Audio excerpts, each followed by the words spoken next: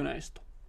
Lo primero que tenemos que conocer es el famoso balance calórico o balance energético, que lo habrás escuchado innumerables veces, y hoy quiero explicarte algunas cosas que seguramente no te han explicado todavía. Lo que seguramente ya conocerás es la famosa ley de calorías que entran y calorías que salen, ¿no? En un lado de la balanza tenemos la energía que ingerimos, las calorías que nosotros consumimos, que eso pues al final del día nos da un total de un número. Pues hoy igual has ingerido 2000 calorías. Y luego en el otro lado de la balanza tenemos lo que es el gasto calórico total de una persona. Y lo que sabemos es que si tú ingieres 2000 calorías y gastas 2000 calorías, te mantienes en tu peso corporal. En cambio, si gastas más de lo que ingieres, pierdes peso. En cambio, si ingieres más de lo que gastas, ganas peso. Esto es la teoría. Pero muchas veces esto no es tan sencillo como parece, porque el cuerpo humano, al final la fisiología, no es algo tan matemático, no es algo tan fácil. Y sobre todo cuando entran en juego sistemas como el sistema hormonal. Entonces va a haber varias cositas que vamos a estar aclarando sobre esto. Lo primero que me gustaría explicarte es de dónde viene ese gasto calórico total de una persona. Y es importante que entendamos que el 65% de las calorías que gasta una persona en su día a día es gracias a una cosa que se llama metabolismo basal, que no es más que la energía que necesita una persona para mantenerse con vida y realizar las funciones vitales. Simplemente eso, simplemente para mantener a una persona con vida, manteniendo las funciones vitales que tiene que realizar, sin hacer absolutamente nada más, en reposo. Este número depende de, es decir, el número de calorías que necesitamos, el número de calorías de tu metabolismo basal, va a depender de tu sexo, si eres hombre o mujer. Por norma general, los hombres gastan más energía que las mujeres. La edad, que aquí también al principio, cuando nacemos, gastamos menos energía. A medida que vamos creciendo, empezamos a gastar cada vez más energía, hasta que nos empezamos a hacer más mayores, que entonces empieza a disminuir y volvemos a gastar menos energía, como que nuestro metabolismo empieza a ralentizarse. Después, la altura. Obviamente, cuanto más alto o más alta seas, más energía vas a gastar. En cuanto al peso corporal, que va un poco de la mano también con la composición corporal. Si tú eres una persona que pesa 70 kilos, seguramente una persona que pese 80 kilos va a gastar más calorías que tú, va a tener un mayor gasto calórico que tú. Pero aquí lo más importante no es el peso corporal, sino la composición corporal, que es un poco el punto más importante. Es decir, una persona, cuanto más masa muscular tenga en su cuerpo, más calorías va a gastar ese cuerpo simplemente para mantener esa masa muscular, simplemente para que esa masa muscular no desaparezca. Entonces, una cosa que ya podemos apuntar muy en clave aquí es que cuanta más masa muscular tenga mi cuerpo, más calorías va a gastar en mi cuerpo sin yo tener la necesidad de comer poco o hacer cardio. Entonces, es muy importante saber que cuanto más músculo tengo, más calorías gasta mi cuerpo solo para mantener ese músculo, ¿vale? Esto es súper importante. Es decir, dos personas del mismo peso corporal, de la misma edad, del mismo sexo, de la misma altura, exactamente igual, todas las características iguales, pero si una de esas personas tiene más masa muscular que otra, la que tiene más masa muscular va a gastar más calorías que la otra, ¿vale? Y por último, hay más cosas, pero para ir concluyendo con esto, el estado de salud también es algo importante. Por ejemplo, nosotros cuando tenemos fiebre, cuando estamos enfermos, nosotros gastamos más calorías, consumimos más energía. Cuando salimos de una operación, o incluso cuando nos hacemos un tatuaje, cuando tenemos alguna cicatriz, ese tipo de cosas como que hacen gastar más calorías en nuestro cuerpo. Esto simplemente para que lo sepas a nivel anecdótico, pero esto no es algo que tengas que tener en cuenta en tu proceso de pérdida de grasa. Lo que sí que tienes que tener en cuenta, por ejemplo, es que si estás en un proceso de recuperación, estás enfermo, tienes alguna enfermedad, no deberías de reducir drásticamente tu consumo de energía porque le estás dificultando a tu cuerpo ese proceso de recuperación, ¿vale? De esto hablaremos en otro vídeo, pero bueno, simplemente para que tengas en cuenta que el total de gasto calórico de tu día a día, una gran parte, el 65%, es lo que gasta tu cuerpo simplemente para mantenerse con vida, para hacer la digestión, para respirar, para mantenerte con vida, ¿vale? El siguiente 15% se denomina actividad diaria no proveniente de entrenamiento. ¿Qué significa esto?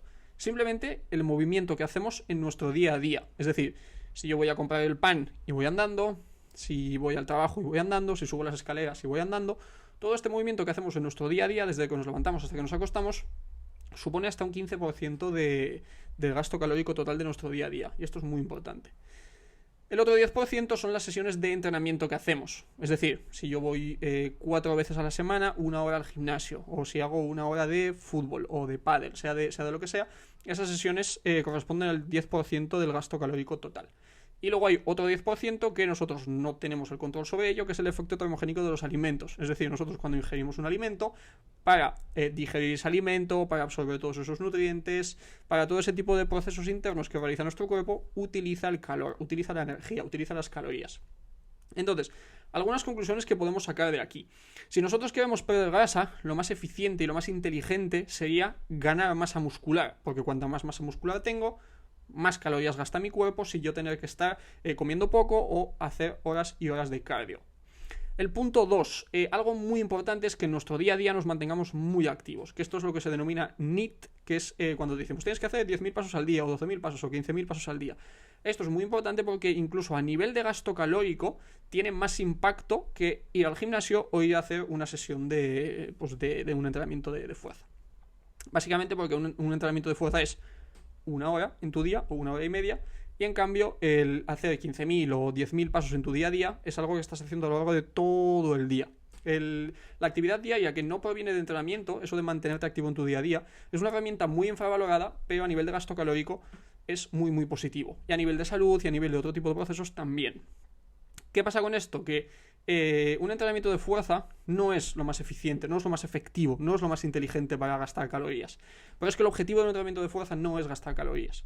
El objetivo de un entrenamiento de fuerza es mejorar tu composición corporal, es decir, tener más masa muscular, y eso lo que va a hacer es que simplemente tú, por tener más masa muscular, vas a gastar más calorías, ¿vale? Que es al final una de las cosas más positivas y una de las cosas que yo más te recomendaría. Porque cuanta más masa muscular tengas, menos te vas a tener que estar preocupando por si tengo que hacer mucho cardio, si tengo que comer poco, si me estoy pasando, ¿vale? Esto es muy, muy, muy importante de entender. Después, algo también muy relevante es el hecho de que en una fase de pérdida de grasa, aunque parezca muy redundante, el objetivo es perder grasa y no perder músculo, ¿vale? ¿Qué quiero decir con esto? Que necesitamos darle a nuestro cuerpo una excusa para mantener ese músculo.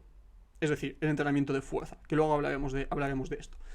¿Qué pasa? Que si nosotros le damos una buena excusa a nuestro cuerpo para mantener ese músculo y además hacemos un déficit calórico, el resultado va a ser muy bueno. Vamos a perder grasa, vamos a mantener masa muscular y el resultado final va a ser un cuerpo con un aspecto fuerte, un aspecto duro y con poquita grasa.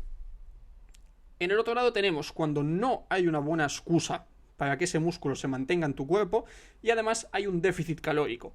Ahí es cuando vamos a obtener un mal resultado. Es decir, acabaremos nuestra etapa de definición, estaremos delgados, sin músculo y con grasa, que es el aspecto que no estás deseando o es el aspecto que no quieres hacer cuando estás haciendo una definición. Que el poquito peso que tengas sea en forma de grasa y no en forma de músculos. Es el peor resultado que puedes tener, que es tener poco peso corporal y poca masa muscular. Eso es lo peor que te puede pasar, tanto a nivel estético como a nivel de salud.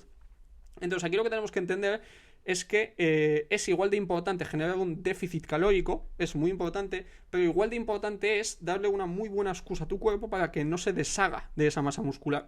Porque tienes que entender una cosa, tu cuerpo cuando tú estás en un déficit calórico va a empezar a deshacerse de cosas, ¿vale?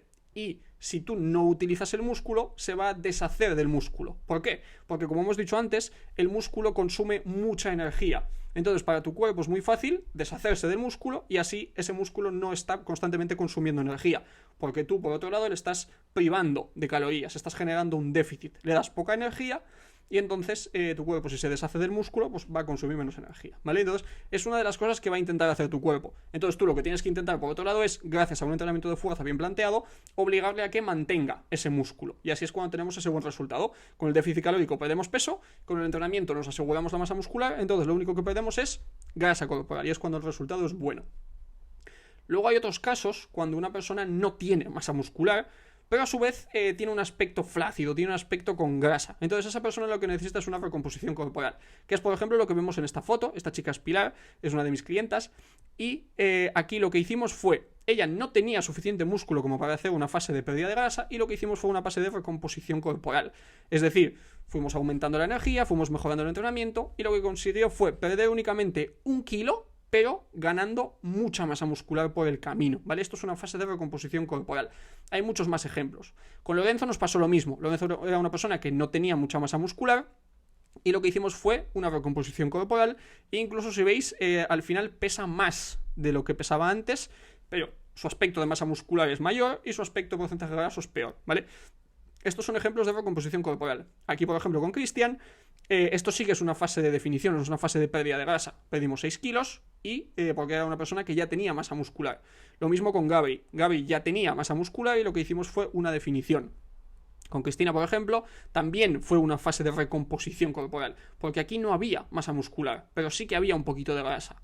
Y lo que hicimos fue bajar grasa y subir masa muscular con una recomposición corporal, ¿vale? Puedo enseñarte muchos más ejemplos, pero bueno, vamos a seguir avanzando con el curso. Si veo que te interesa mucho el tema de la recomposición corporal, déjamelo en comentarios si quieres. Haré un vídeo específicamente hablando de la recomposición corporal.